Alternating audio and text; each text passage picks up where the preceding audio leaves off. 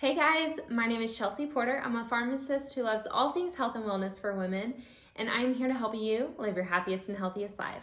So today I brought you my fridge staples. So everything I think you need to have in your fridge to make eating healthier at home even easier. So if you haven't already, go ahead and subscribe so you never miss a new video, and let's get into it. Okay, so first we are going to start with our liquids. So these are things I like to have on hand to whip up some quick smoothies, different drinks, my morning coffee, anything like that. So the first one is gonna be our coconut water. Coconut water is really, really great because it has natural electrolytes. It's a great source of potassium. So I love having a cup of this after a workout, or if I'm feeling sick, it's really good to keep you hydrated. I love to have some sort of sparkling water on hand because sometimes you don't just want plain water. So I love to have this. This is like the Topo Chico of HEB. I love this one. I'll throw in like some squeezed lime juice. So good. And then of course, some sort of nut milk. I always have different kind of nut milks on hand. Sometimes I have coconut. This week I have almond. This one is really, really great, the Milk brand, because the ingredients are literally filtered water, organic almond butter, Himalayan pink salt. And that's it. Like, this is as close to homemade almond milk as you can buy without it being like actually homemade. So I love this as an option. But again, any kind of nut milk is great to have on hand. You can throw it in your smoothies, in your coffee, any kind of recipe that calls for dairy, just switch it out for your nut milk and then you have a dairy-free recipe instead. Then I love to have different like snacky type things. So I always have some sort of hummus in my fridge. This one is an actual individual package, which I love having because I can just throw it in my bag to take to work on the go. It's really, really simple. But then I also keep like bigger containers with some kind of homemade hummus. And then I love having some yogurt in there. Again, dairy-free. This one is the coconut yogurt from HEB. This is the absolute best coconut yogurt, dairy-free yogurt that I have tried.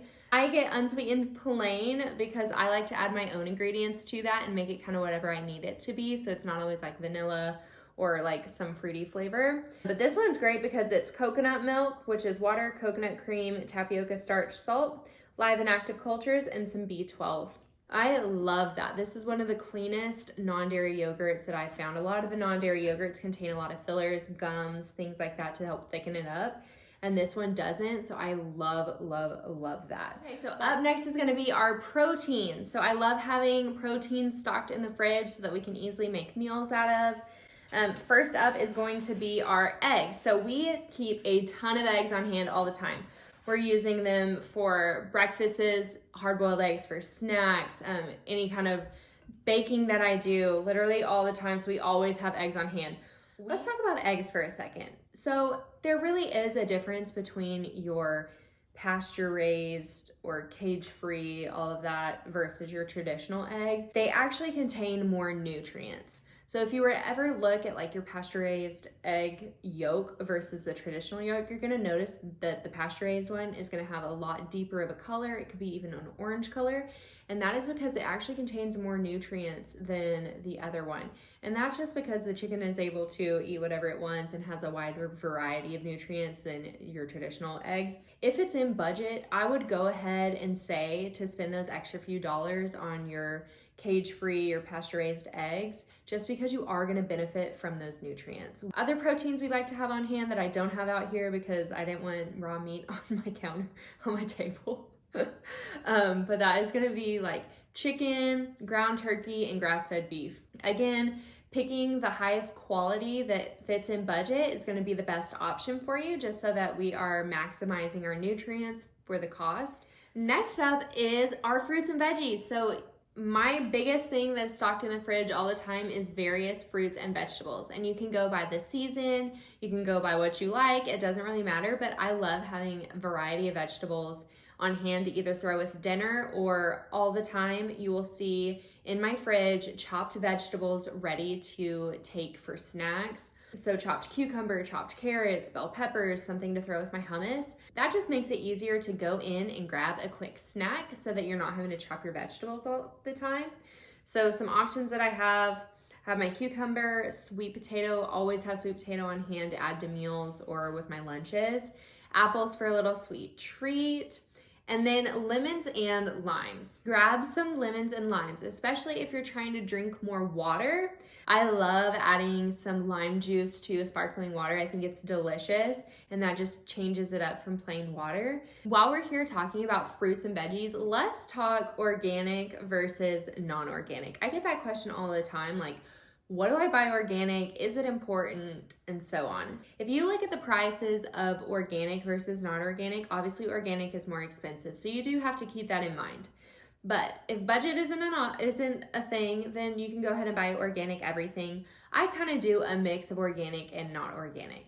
So you can actually look up a thing called the Dirty Dozen, and that is going to be a list, the dirtiest fruits and vegetables and the cleanest fruits and vegetables that you can get. So things that they test that don't have as many chemicals and pesticides in it versus things that, okay, yeah, these are going to be the ones that contain the most pesticides and everything. And you can actually base your shopping list off of those so that you know, like, okay, this fruit is on the Dirty Dozen, I should buy that one organic. Or this one's actually on the cleanest list, so I don't really have to buy organic. I can buy the regular one, the cheaper one.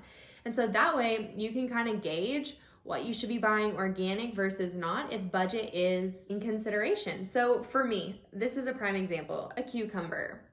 This cucumber, if you look on organic cucumbers, like $2.50 a cucumber versus a regular cucumber is like 60 cents. To me, that is a really big difference, and I just buy the regular cucumber.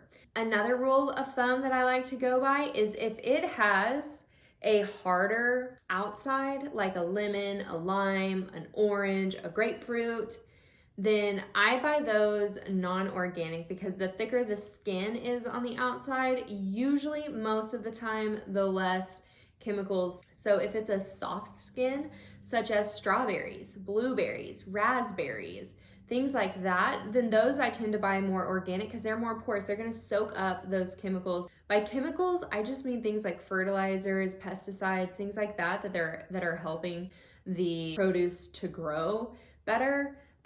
Versus like your organic, they're not using any of that. And so that's kind of the difference. So all in all, if you're coming down to your budget and you're trying to decide organic versus non-organic, look at that Dirty Dozen list and see which ones are most important to buy organic and buy those organic, and everything else, don't worry about it. Second, if it has a thicker skin, don't worry about buying it organic. If it has a thin, porous skin, go ahead and buy it organic, and that's just gonna be your safer option. If organic isn't an option, do not worry about it. Okay, having that produce is what matters. If you have to buy it in a can, if you have to buy it frozen, do whatever it is to get those veggies and those fruits in your diet, because that's going to be better than just not having it at all, okay? All right, so last section is going to be our frozen section. I love keeping frozen veggies and fruits in the freezer so that I can whip up quick smoothies, or I have some quick and easy veggie options that I can throw with dinner. So we always have blueberries, strawberries, and frozen banana in like those giant bags that you can get from H-E-B in the freezer because we go through it so quickly. I make smoothies so often. And then also, if you follow me on Instagram, you know we have frozen broccoli for dinner like all the time, like every couple of days. So we always keep that giant bag. But then I also keep frozen spinach. Frozen spinach is super great to have for your green smoothies. You can just like break off a chunk and throw it in, and then you've got your greens hidden in your smoothie, and I love that. So one question I get frequently is if frozen vegetables are as good as your fresh vegetables. First of all, whatever kind of vegetable you're eating is better than no vegetables, so keep that in mind.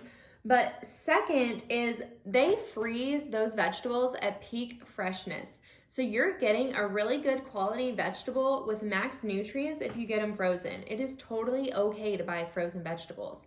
One, they don't even go bad because they're in your freezer. So if you're someone who buys your vegetables and they go bad really quickly because you don't eat them fast enough, buy frozen. They won't go bad fast. You can keep them in there for a really long time. Second, it's so easy to just whip out a bag of frozen zucchini, throw it in the oven, and have a quick side for your dinner. Do not be afraid to buy frozen vegetables.